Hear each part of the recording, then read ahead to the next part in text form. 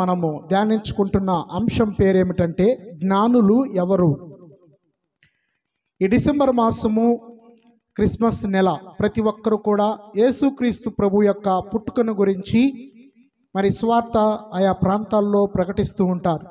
మన యొక్క బెతస్తా ప్రేయర్ హాల్లో కూడా ఈ దినమున యేసుక్రీస్తు యొక్క పుట్టుకను తెలుసుకున్న వారు జ్ఞానులు అన్న విషయాన్ని మనము గ్రహించాలి.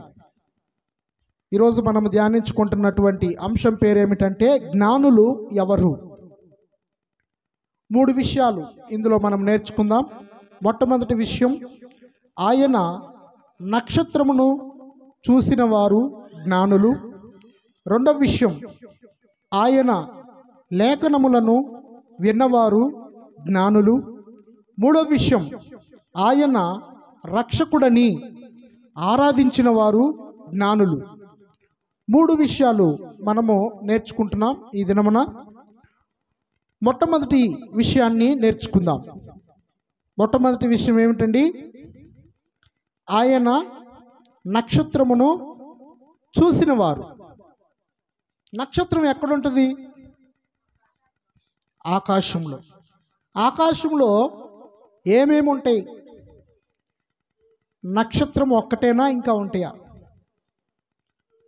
సూర్యుడు, చంద్రుడు, నక్షత్రములు, పాలపుంతలు, అంతరిక్షం, ఆకాశ మహాకాశములు దేవుడు మరి సృష్టి అంటారు, విశ్వం అంటారు. సృష్టిని కలుగజేసినటువంటి దేవుడు. ఈ నక్షత్రాల గురించి శాస్త్రం ఉంది.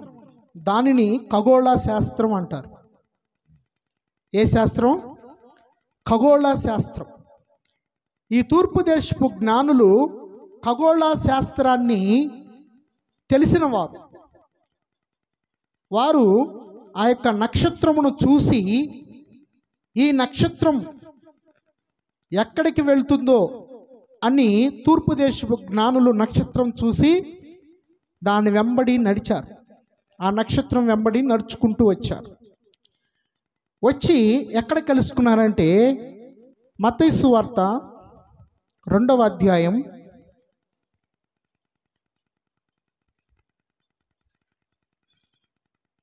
1వ వచనం నుండి 5వ వచనం వరకు చదువుకుందాం.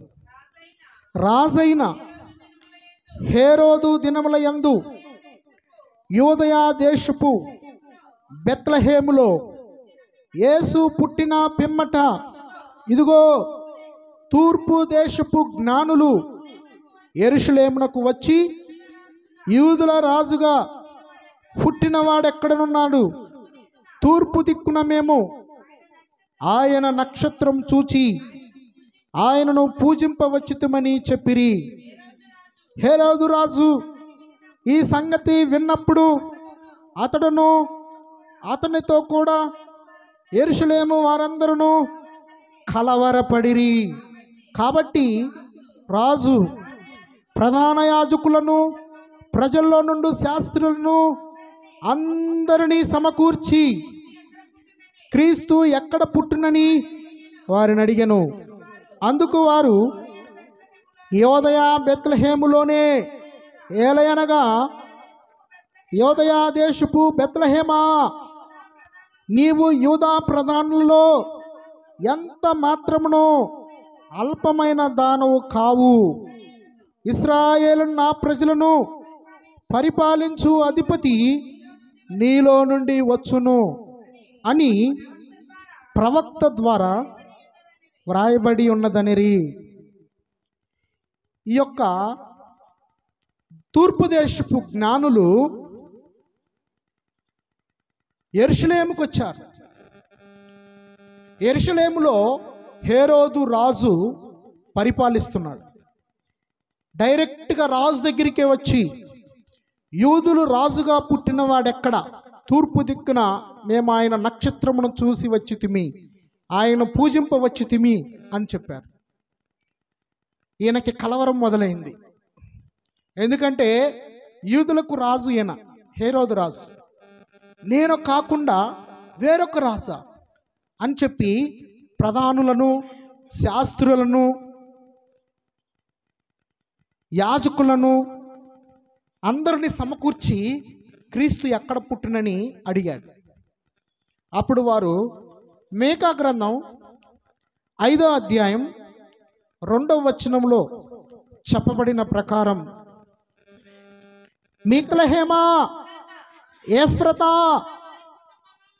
యూదా వారి కుటుంబములలో స్వల్ప గ్రామమైనను నా కొరకు ఇశ్రాయేలీలను ఏలబోవాడు నీలో నుండి వచ్చును.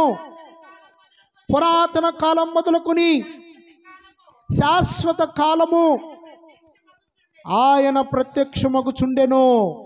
ఈ మాట యేసుక్రీస్తు పుట్టక ముందు 500 సంవత్సరాలు ముందుగా ప్రవక్త అయిన మీకా ప్రవచించారు. యేసుక్రీస్తు పుట్టక ముందు ఎన్ని సంవత్సరాలకు ముందు? 500 సంవత్సరాలకు ముందు.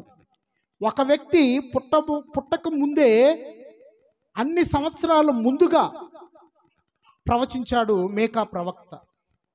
తర్వాత యెషయా గ్రంథంలో కూడా మనం చూద్దాం, 7వ అధ్యాయం 14వ వచనం. కాబట్టి ప్రభువు తానే ఒక సూచన మీకు చూపును, ఆలకించుడి. కన్యక గర్భవతి అయి కుమారుని కని అతనికి ఇమ్మానుయేలను పేరు పెట్టును. ఇమ్మానుయేల్ అనే పదానికి అర్థం ఏమిటంటే దేవుడు మనకు తోడు. ఈ యొక్క ప్రవచనం భక్తుడైన యెషయా గారు ప్రవక్త క్రీస్తు పూర్వం 720 సంవత్సరాలకు ముందే ప్రవచించాడు. యేసుక్రీస్తు పుట్టక ముందు ప్రవక్తలు ప్రవచిస్తూ వచ్చారు. 1000 సంవత్సరాలకు ముందు దావీదు కూడా ప్రవచించాడు. 1500 సంవత్సరాలకు ముందు మోషే గారు కూడా ప్రవచించారు. అసలు అన్నిటికంటే ఇంకా మనం గమనిస్తే 4000 సంవత్సరాలకు ముందే ఆయన ఆది కాండము 3వ అధ్యాయములోనే ఆయన దేవుడు తన యొక్క కుమారుని రాకను గురించి తెలియపరుస్తున్నాడు. 3వ అధ్యాయము 15వ వచనం.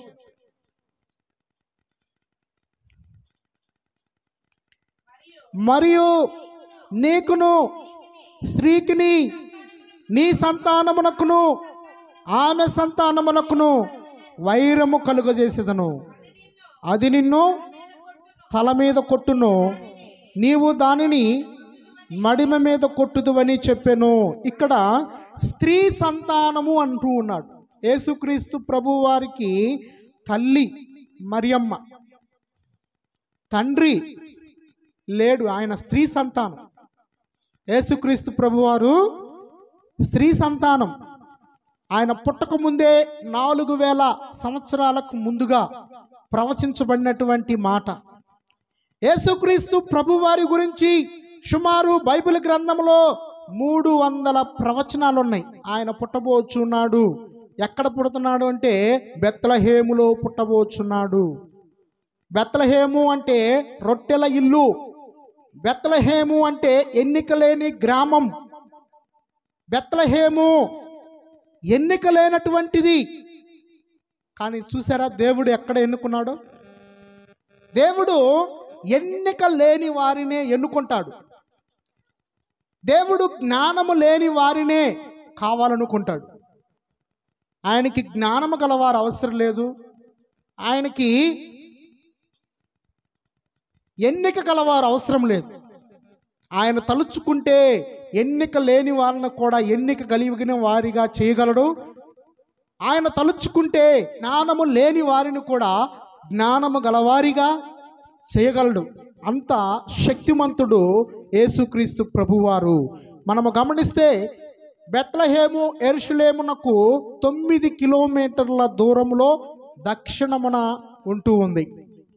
బెత్లెహేములో దావీదు కూడా పుట్టినటువంటి ప్రాంతం, దావీదుని రాజుగా అభిషేకించినటువంటి ప్రాంతం, రాహేలు సమాధి చేయబడినటువంటి ప్రాంతం, బోయజు పొలంలో రూతు పనలు ఏరుకున్నటువంటి ప్రాంతం. మరి యేసయ్య కూడా ఆ ప్రాంతాన్నే ఎన్నుకున్నాడు. బెత్లెహేము ఎన్నిక లేనిది. బెత్లెహేము సృష్టికర్త అయిన దేవుడు ఎన్నుకున్నాడు. ఎన్నికలేని బెత్లెహేమును సృష్టికర్త అయిన దేవుడు ఎన్నుకున్నాడు. నీవు నేను కూడా ఎన్నికలేని వారం. మనమేమైనా ధనవంతుల్లో ఫస్ట్ ఉన్నామా? మనమేమైనా జ్ఞానం కలిగిన వారిలో ఫస్ట్ ఉన్నామా? మనమేమైనా చదువుల్లో ఫస్ట్ ర్యాంక్ వచ్చిందా? మరి దేంట్లో మనం కలిగిన వారం? మనము ఎన్నికలేని వారం. దేవుడు ఎన్నిక లేని వారినే వెతుకుచున్నాడు. బెత్లెహేమును ఆయన వెతికి వెతికి వెతికి వెతికి ఇదిగో ఇక్కడ నేను పుట్టాలనుకున్నాడు. భూమికి మధ్య భాగంలో ఉన్న దేశం పేరేమిటండి? భూమికి మధ్య భాగంలో ఉన్నటువంటి దేశం యెరూషలేము దేశం. యేసుక్రీస్తు ప్రభు వారు కూడా ఎన్నుకున్నటువంటి దేశం యెరూషలేము. యెరూషలేము అంటే యేసయ్యకి చాలా ఇష్టం. యెరూషలేములో ఉన్న జాతి ఇశ్రాయేలు జాతి. ఇశ్రాయేలు జాతిలో పుట్టాలి అని కోరుకున్నాడు. ఇశ్రాయేలు జాతిని ఆయన ఎన్నుకున్నాడు. ఎందుకు ఎన్నుకున్నాడు? అబ్రహామును బట్టి. అబ్రహాము దేవుని మాట వినటం బట్టి, అబ్రహాము దేవుణ్ణి నమ్మాడు కాబట్టి, అబ్రహాము దేవుని యందు భయభక్తులు కలిగి ఉన్నాడు కాబట్టి అబ్రహామును ఆయన ప్రత్యేకపరుచుకుని, అబ్రహాము సంతానమైన నీవు నేను మనందరము కూడా రక్షింపబడిన తరువాత మన తండ్రి అబ్రహాము గారు. ఎవరు మన తండ్రి? విశ్వాసులకు తండ్రి ఆయన. అబ్రహాము పిల్లలం మనమందరము. అందుకనే దేవుడు ఆ ఇశ్రాయేలు జాతిలో పుట్టాలని అక్కడ జన్మించినట్లుగా మనము గమనిస్తూ ఉన్నాం.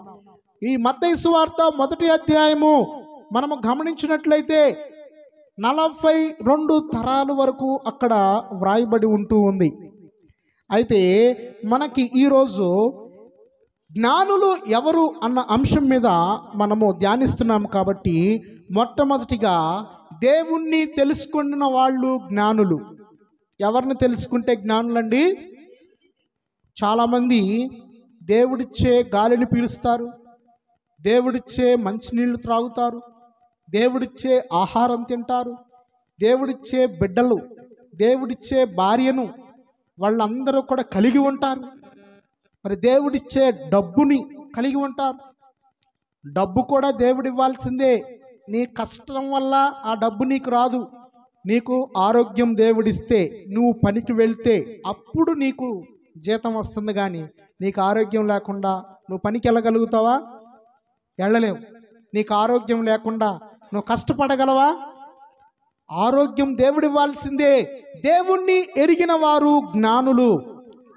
ఈ విషయము జ్ఞానులు వెతుకుచూ వచ్చారు. ఎందుకు వచ్చారంటే తూర్పు దేశమున ఉండవలసిన జ్ఞానులు నక్షత్రమును చూచి వెతుకుచూ ఆ నక్షత్రాన్ని వెంబడిస్తూ ఆ నక్షత్రం వెంబడి వెళ్ళి వెళ్ళి వెళ్ళి ఎక్కడికి వెళ్ళారంటే యెరూషలేములోనికి వెళ్ళారు. అయితే వీళ్ళు ఎవరిని కలుసుకున్నారంటే యూదుల రాజుగా ఉన్న హేరోదును కలుసుకున్నారు. హేరోదు తన హృదయంలో తన మనస్సులో కలవరం పుడతా ఉంది. నేను తప్ప ఈ యొక్క యూదులకు వేరొక రాజా అని చెప్పి ఆ సింహాసనం మీద ఉన్నటువంటి ఆ హేరోదు రాజు దిగ్గున లేచి శాస్త్రులను పిలిచాడు, పరిసయ్యులను పిలిచాడు, యాజకులను పిలిచి క్రీస్తు ఎక్కడ పుట్టునని రాయబడి ఉందో లేఖనాలు పరిశీలించండి అన్నాడు. అప్పుడు వారు పరిశీలిస్తే మేకా గ్రంథంలో స్పష్టంగా 5వ అధ్యాయములో 2వ వచనములో వ్రాయబడి ఉంది. ఎక్కడ రాయబడి ఉందంటే మేకా గ్రంథం 5వ అధ్యాయం 2వ వచనములో వ్రాయబడి ఉంది. క్రీస్తు ఎక్కడ పుడతాడని రాయబడి ఉంది? బెత్లెహేములో. క్రీస్తు బెత్లెహేములో పుడతాడని స్పష్టంగా వ్రాయబడి ఉన్న విషయాన్ని వారు తెలుసుకున్నాక హేరోదు రాజు అంటున్నాడు, జ్ఞానులారా మీరు వెళ్ళండి, ఆ యేసును చూసి ఆయన్ని పూజించి రండి. నేను కూడా ఆయన్ని పూజిస్తాను, నాకు చెప్పండి అన్నాడు. అని చెప్పి కపటంగా వారు వెళ్ళిపోయిన తర్వాత మగ సంతానమైన ప్రతి ఒక్కరిని, సుమారు 2 సంవత్సరాల లోపు ఉన్న పిల్లలందరిని కూడా చంపేయమని ఆజ్ఞనిచ్చేశాడు. నీవు నేను మన అందరము కూడా దేవుని చేత సృష్టించబడి ఉన్నాము. ఎవరి చేత సృష్టించబడ్డామండి? చూడుమున్న అరచేతుల మీద నిన్ను చెక్కి ఉన్నానని దేవుడు అంటున్నాడు. దేవుడు ఏమని అంటున్నాడు? చూడుమున అరచేతుల మీద నిన్ను చెక్కి ఉన్నాను. నీ కన్ను, నీ యొక్క ముక్కు, నీ నోరు, నీ చెవులు, నీ తల వెంట్రుకలు, నీ చేతులు, కాళ్ళు అన్నీ దేవుని స్వరూపం. దేవుడు ఏ రూపంలో ఉంటాడయ్యా అంటే చూపించటమే, మా రూపం, ఆయన రూపంలో మమ్మల్ని చేశాడు అని చెప్పాలి. చాలామంది అజ్ఞానులుగా ఉండి దేవుడు ఏ రూపంలో ఉంటాడో కూడా తెలుసుకోలేనటువంటి అజ్ఞానంలో ఉన్నారు ప్రజలందరూ. ఈరోజు ప్రతి ఒక్కరు కూడా తెలుసుకోవాల్సింది దేవుని యొక్క రూపం, మనుషుల రూపం. నీ రూపం, నా రూపం, మన రూపాన్ని కలిగి ఉన్నాడు. ఆది కాండములో 1వ అధ్యాయంలో 26వ వచనంలో దేవుడు మన స్వరూపమందు మన పోలిక చొప్పున నరులను చేయుదుము అనుకున్నాడు. నరులు ఎవరి స్వరూపంలో ఉన్నారు? ఇప్పుడు దేవుని స్వరూపంలో ఉన్నారు. ఆ విషయం తెలుసుకున్న వాళ్ళే జ్ఞానులు. చాలామంది అజ్ఞానులుగా ఉన్నారు. దేవుడు ఏ రూపంలో ఉన్నారో కూడా తెలియదు. కనబడిన దానికల్లా కొంచెం పసుపు వేయటం, కొంచెం కుంకం వేయటం, కొంచెం దండ వేయటం, దానికి నమస్కరించటం. కనబడిన ప్రతిదానికి.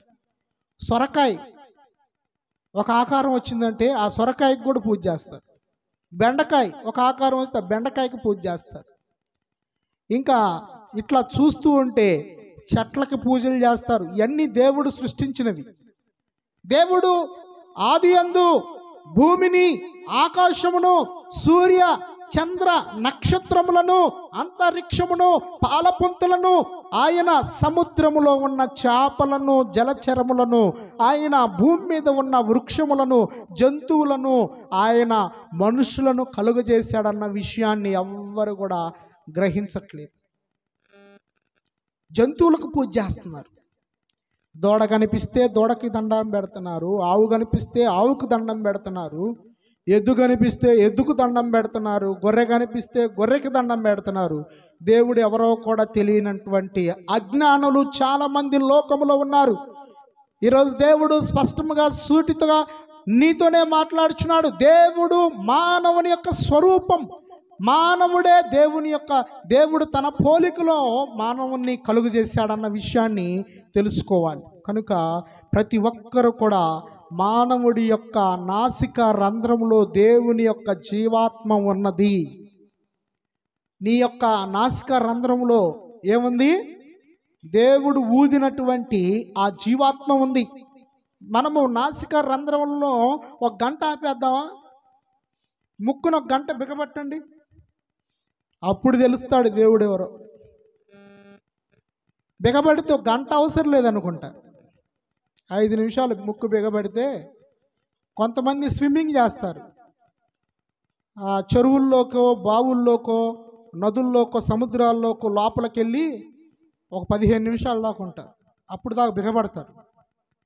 ఆ తర్వాత అయినా బయటికి రావాలిగా. సరే, ఒక అరగంట బిగబడతారు, ఆ తర్వాత అయినా బయటికి రావాలిగా. ఊపిరినిస్తున్నాడు దేవుడు. దేవుడు ఏమిచ్చాడు మనకి? ఊపిరి. ఆ ఊపిరి నీ నాసిక రంధ్రంలో లేకపోతే నీవేమైపోతావంటే కుప్పకూలిపోతావు, అంటే వెంటనే చనిపోతావు. కనుక దేవుడు ఉన్నాడు, ఆయన మనకు ప్రతి దినము సహాయం చేస్తున్నాడు అని నమ్మిన వారు జ్ఞానులు. జ్ఞానులు ఎవరు? దేవుణ్ణి నమ్మిన వారు జ్ఞానులు. యెషయా గ్రంథం 40వ అధ్యాయం 12వ వచనాన్ని కూడా చదువుకుందాం. 40వ అధ్యాయం 12వ వచనం.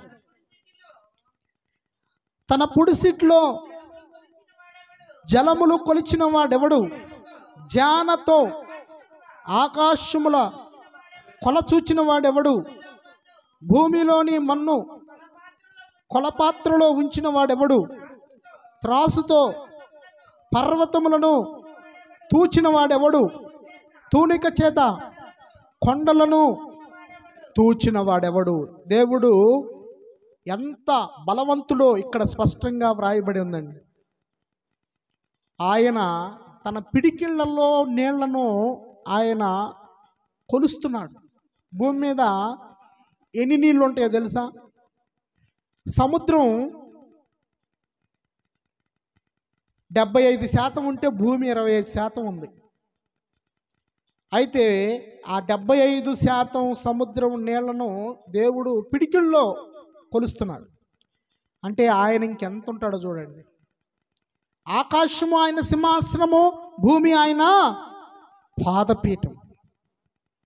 దేవుడు జానతో ఆకాశాల కొల చూస్తున్నాడు. ప్రపంచంలో ఉన్న సైంటిస్టులందరికీ ఆకాశం యొక్క వెడల్పు ఇంతవరకు తెలియదు. ప్రపంచంలో కొన్ని వేల మంది, కోట్ల మంది సైంటిస్టులు వచ్చారుగా, వాళ్ళకు కూడా తెలియదు ఆకాశం యొక్క వైశాల్యం ఎంతో.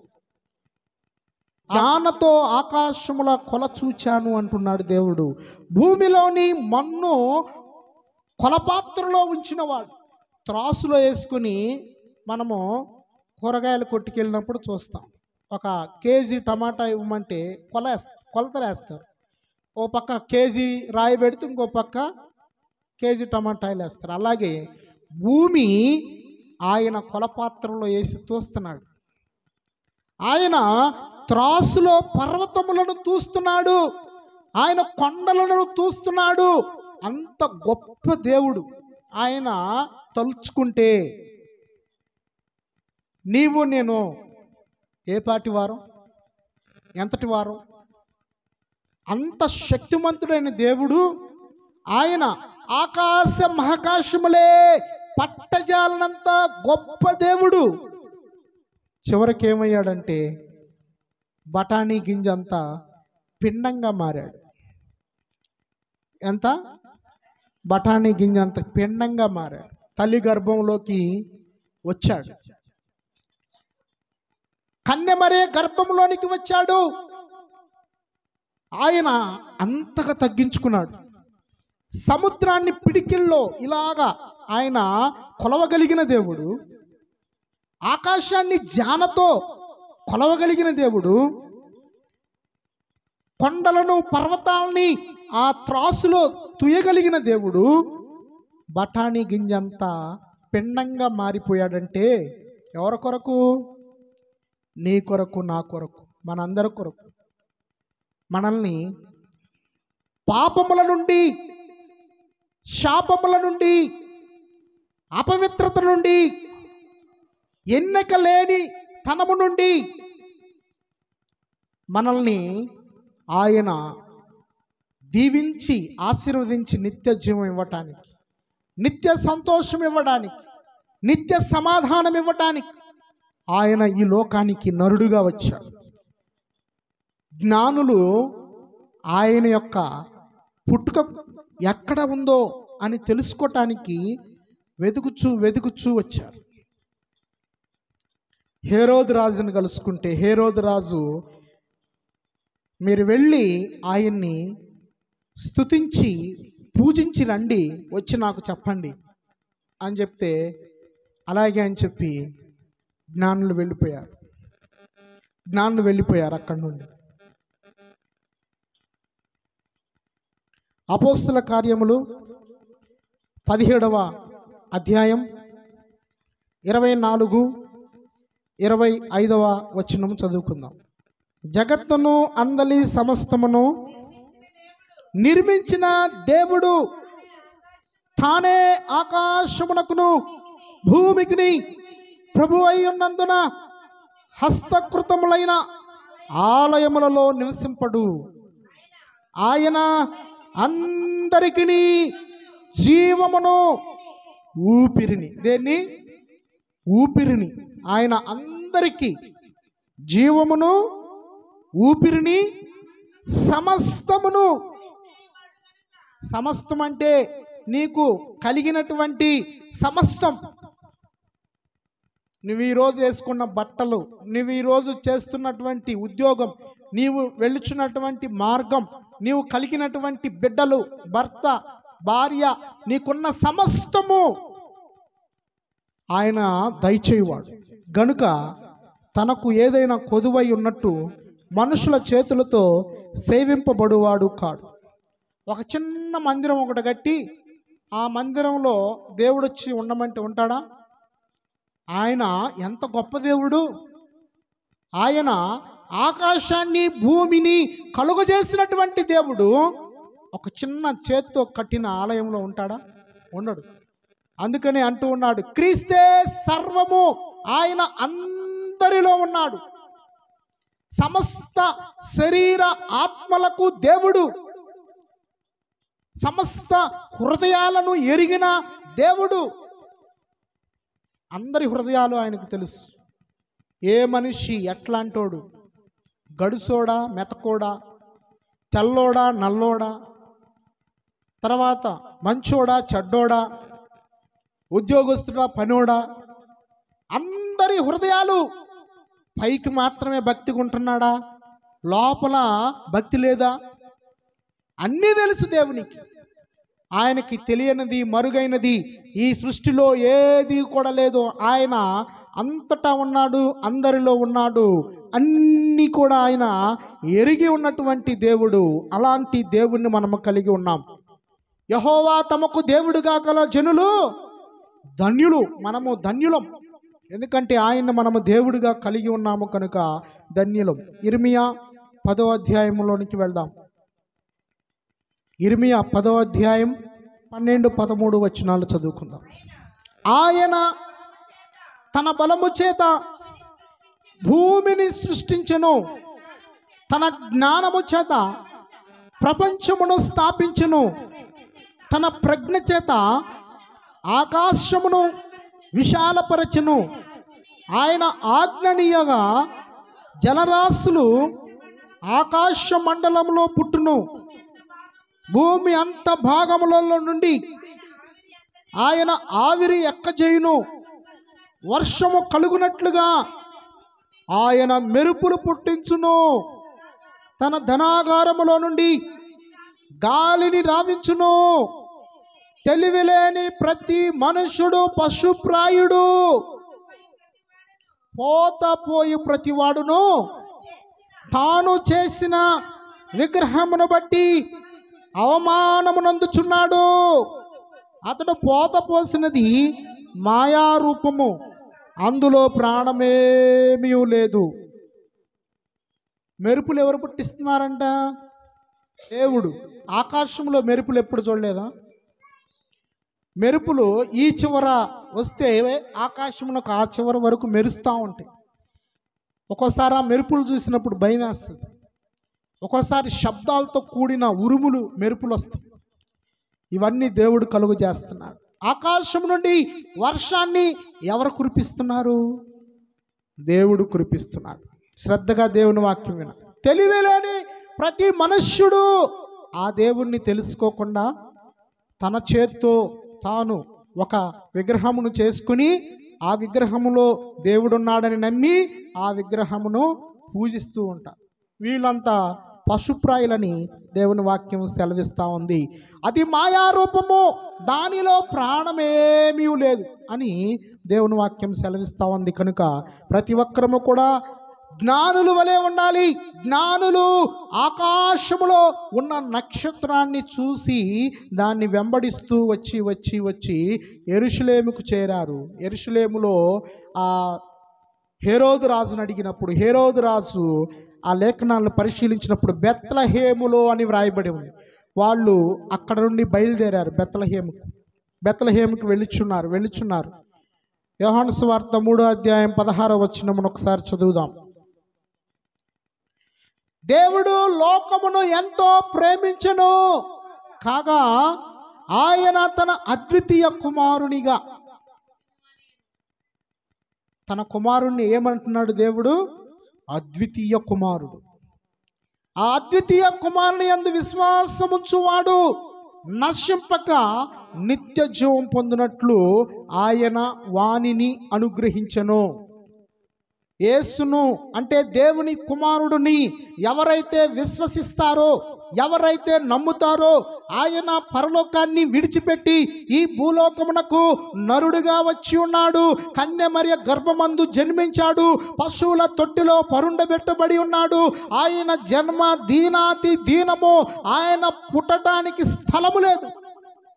ఈరోజు నీకు నాకు ఈ వాక్యం వింటున్న మనందరికి కూడా స్థలాలు ఉన్నాయి, ఇల్లులు ఉన్నాయి, నివాసాలు ఉన్నాయి. కానీ యేసుక్రీస్తు సృష్టికర్త. ఆయన భూమిని కలుగజేసిన వాడు. ఆయన తన జ్ఞానముతో ఆకాశాన్ని కలుగజేసిన వాడు.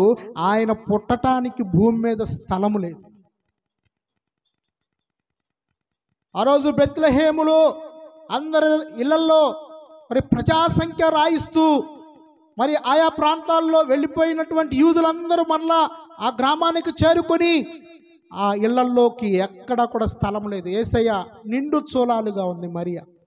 ఆమె యేసుక్రీస్తు ప్రభు వారు జన్మించే ఆ సమయానికి ఎక్కడ ఏ ఇంటికి వెళ్ళినా కానీ మా ఇంట్లో స్థలం లేదు, చుట్టాలతో నిండిపోయారు. అక్కడక్కడ చెదిరిపోయిన యూదులందరూ కూడా మరి కైసరు ఔగుస్తు వలన, ఆయన ఆజ్ఞ వలన ప్రజాసంఖ్య వ్రాయవలనని నిర్ణయించటం వలన అందరూ వచ్చేసారు. ఇక యేసు ప్రభు స్థలం దొరకల. ఆయన పుట్టడానికి స్థలం లేదు. నక్కలకు బొరియలున్నాయి, ఆకాశ పక్షులకు గుళ్ళున్నాయి, మనుష్య కుమారునికి తలవాల్చుకున్నట్టుకైనను స్థలము లేదు. నిన్ను నన్ను కలుగు చేసిన దేవుడికి స్థలం లేదు భూమి మీద. అయితే ఆయనకి కావలసింది స్థలం ఏదంటే నీ హృదయము. ఆయనకి కావలసిన స్థలం ఏది? నీ హృదయం. యేసయ్య ఆ దినాల్లో పశువుల పాకలో పుట్టాడు. కానీ ఈ వాక్యం వింటున్నప్పుడు నీ హృదయంలో పుట్టాలి. నీ హృదయంలో యేసయ్య పుడితే నీకు నిత్య సంతోషము, నిత్య జీవము, నిత్య సమాధానము, నీ జీవితంలో నెమ్మది, నీకున్నటువంటి ప్రతి బంధకాలు, ప్రతి అడ్డు బండలు, అడ్డు గోడలు, ప్రతి చీకటి శక్తులు, ప్రతి విధమైన అపవిత్రత, ప్రతి శాపము, ప్రతి పాపము, ప్రతిది కూడా తొలగించి వేయబడుతుంది. ఆయన నీ హృదయంలో పుట్టాలి. ఆయన పశువుల తొట్టిలో పుట్టాడని మనం పండగ చేసుకుంటూ ఉన్నాం. కానీ ఆయన పుట్టేటప్పుడు స్థలం లేదని మనము దుఃఖపడాలి. ఈరోజు నీవు నీ హృదయంలో స్థలం వేయాలి. ఎక్కడ ఇవ్వాలి స్థలం? నీ హృదయంలో స్థలం వేయాలి. యేసయ్యని మనము బాహాటముగా ఒప్పుకోవాలి. యేసయ్య నా రక్షకుడు. యేసయ్య నా కోసం పరలోకములో 33.5 సంవత్సరాల సింహాసనాన్ని విడిచిపెట్టాడు.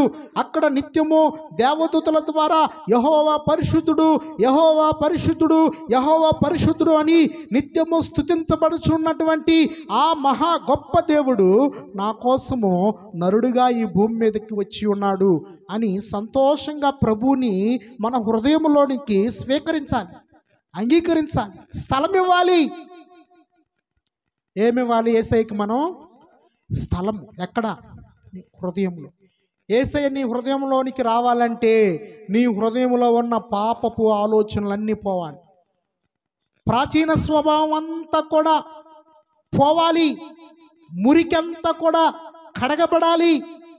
గతంలో నీవు చేసినటువంటి ప్రతి దోషము, ప్రతి పాపమును నీవు కడిగి వేసుకోవాలి. గతంలో దొంగతనాలు చేస్తే దాన్ని ఆపేయాలి. గతంలో చాడీలు చెప్పే అలవాటు ఉంటే దాన్ని ఆపేయాలి. గతంలో వ్యభిచారం చేసే ఆ యొక్క కార్యక్రమాల్లో ఉంటే వాటిని ఆపేయాలి. గతంలో ప్రతి అక్రమ సంబంధాలు, ప్రతి అపవిత్రత, ప్రతి దోషమును విడిచిపెట్టాలి. విడిచిపెట్టి పరిశుద్ధంగా, పవిత్రంగా దేవుని కోసం బ్రతికే ఆ హృదయాన్ని నువ్వు కలిగి ఉన్నప్పుడు దేవుడు నీ హృదయంలోనికి వస్తాడు. సామెతల గ్రంథం 8వ అధ్యాయం 31వ వచనం. ఆయన కలుగజేసిన పరలోకమును బట్టి సంతోషించుచు నరులను చూచి ఆనందించుచుంటిని. కావున పిల్లలారా నా మాట ఆలకించుడి. నా మార్గములను అనుసరించువారు ధన్యులు. ఉపదేశమును నిరాకరింపక దానిని అవలంబించి జ్ఞానులయుండుడి. మనము జ్ఞానులై ఉండాలి. జ్ఞానులు పరలోకం ఉందని గ్రహిస్తారు, నరకం కూడా ఉందని గ్రహిస్తారు. ఆ నరకం నుండి తప్పించబడాలని యేసుక్రీస్తు ప్రభువారు భూమి మీదకి వచ్చి ఆయన శిలువ మరణం పొంది ఆయన మనల్ని రక్షించటానికే వచ్చాడు, నిత్యజీవం ఇవ్వటానికే వచ్చాడు అని నమ్మిన వారు జ్ఞానులు. ఈ వాక్యం వినబడుచున్నప్పుడు ఆ వాక్యాన్ని నీ హృదయంలోనికి నీవు స్వీకరిస్తే నీవు జ్ఞానవంతురాలవు. నీ హృదయంలో యేసుక్రీస్తును అంగీకరిస్తే నీవు జ్ఞానవంతుడవు. నీవు జ్ఞానవంతురాలవుగా అవ్వాలని యేసుక్రీస్తు ప్రభువారు ఈ లోకానికి వచ్చినట్లుగా మనము గ్రహిస్తూ ఉన్నాం.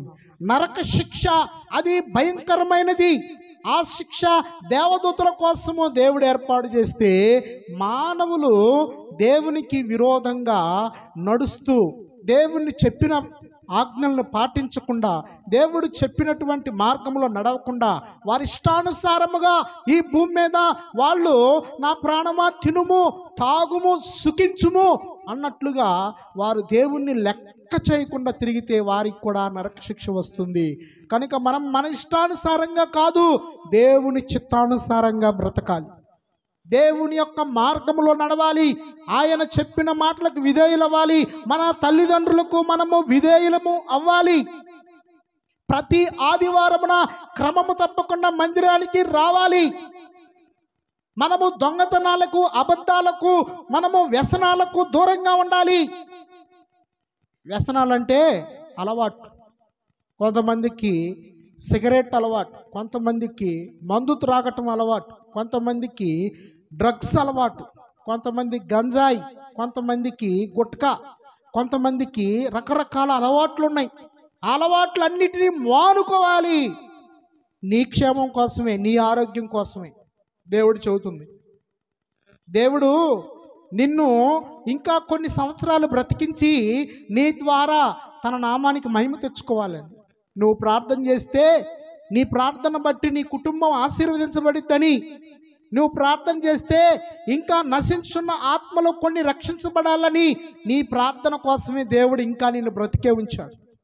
మనము హృదయపూర్వకంగా నశించున్న ఆత్మల కోసం ప్రార్థన చేయాలి. మన కుటుంబంలో మన తల్లిదండ్రులు ఇంకా రక్షించబడకపోతే వారి కోసం ప్రార్థన చేయాలి. మన యొక్క అత్తమామలు ఇంకా రక్షించబడకపోతే వారి కోసం ప్రార్థన చేయాలి. మన యొక్క కడుపును పుట్టిన బిడ్డలు, కుమార్తె కానీ కుమారుడు కానీ అల్లుడు కానీ కోడలు కానీ మరి మనవాళ్ళు కానీ మనవరాళ్ళు కానీ రక్షించబడకపోతే వాళ్ళ కోసం ప్రార్థన చేయాలి. మనము ప్రార్థన చేయటం మన వంతు, కార్యం చేయటం ఆయన వంతు. మనము ప్రార్థన చేయాలి. మనము దేవుని కోసం బ్రతకాలని మనకు ఆయన ఆరోగ్య పాఠాలు నేర్పిస్తున్నాడు. ఎందుకయ్యా నువ్వు తాగు, నువ్వు గుట్కాలు వేసుకో, లేదంటే నీవు సిగరెట్లు తాగు, లేదా మందు తాగు అని అంటే నీవు తాగి తాగి నీ లివర్ పాడైపోద్ది. లివర్ పాడై హాస్పిటల్కి పోతే లక్షలు వదులుతాయి. ఆ తర్వాత సగం జీవితానికే నీవు సమాప్తం అంటావు.